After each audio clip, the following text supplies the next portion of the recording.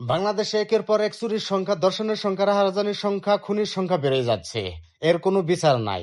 দেখেন দেলদর থানায়, দেখেন ফাজিলহাটি ইউনিয়ন পুটিয়াজানি বাজার সবচেয়ে বড় দোকান, আর দোকানের নাম হচ্ছে মনি স্টোর। সেখান থেকে 5 লাখ টাকার মালামাল নিয়ে গিয়েছে এই টিন কেটে এই চোর। আর দেখেন সিসি ফুটেজে ধরা পড়েছে।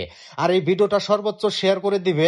শেয়ার করার জন্য এই কারণেই বললাম, যাতে করে অতি সহজেই পুলিশ এই চোরকে আটক করতে পারে। আর সর্বোচ্চ শেয়ার করে দেবে।